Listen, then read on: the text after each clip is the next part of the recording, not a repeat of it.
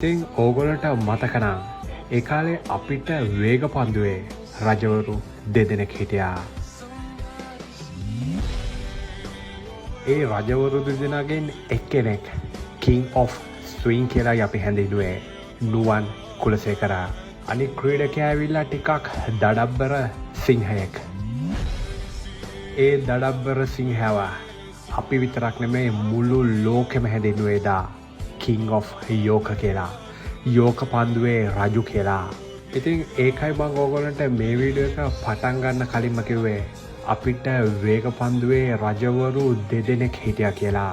අසිත් මාලිංග කියන ඒ දඩබ්බර සිංහට දා ලෝකෙම එකතු වෙලා King of යෝක කියලා කිව්වේ. යෝක පන්දුවේ රජු කියලා කිව්වේ නිකම්ම නෙමෙයි.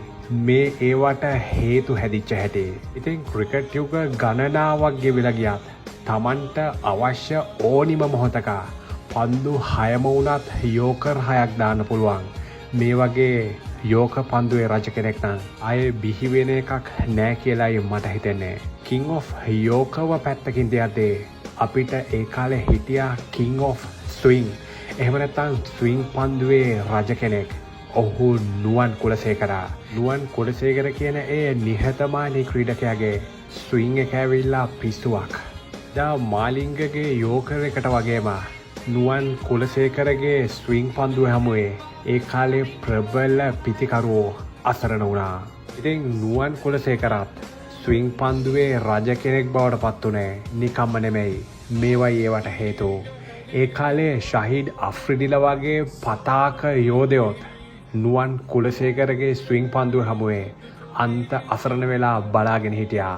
එක පැත්තකින් නුවන් කුලසේකර මේ වගේ නයි යවන වගේ බෝලේ ස්විං කරද්දී අනිත් පැත්තෙන් ලසිත් මාලිංගගේ වෙඩි වගේ එන යෝකර් හමුවේ ඒ කාලේ MS ධෝනිලා යුවරාජ් සිංලා විරාත් කෝලිලා වගේ ප්‍රහාරාත්මක පිතිකරුවෝ දක්ෂ පිතිකරුවෝ ලෝක කුසලාන අවසාන තරඟවලදී පවා අන්තසරණ වුණා. ඕගොල්ලන්ට මතක ඇතේ ඉදා 2014 T20 World Cup එකේ ඒ අවසාන පන්දු ඕවර කිහිපේ විරාත් කෝලි යුවරාජ් සිං MS ධෝනි වගේ ක්‍රීඩකයෝ අඬවලා ලසිත් මාලිංගලා නුවන් කුලසේකරලා ශ්‍රී ලංකා ක්‍රිකට් එකට ඒ ලෝක කුසලානය අත් කරලා දුන්න කියලා කිව්වොත් මම හරේ.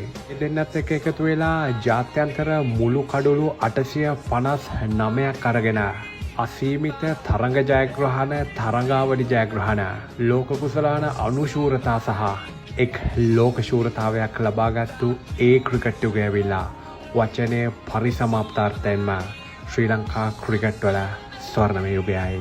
ඉතින් මම හැමදාම කියනවා වගේ ක්‍රිකට් වලට මොන තරම් දක්ෂ ක්‍රීඩකයන් බිහි වුණත් මේ වගේ අති දක්ෂ ක්‍රීඩකයන් නම් ආයෙ බිහි වෙන එකක් නැහැ.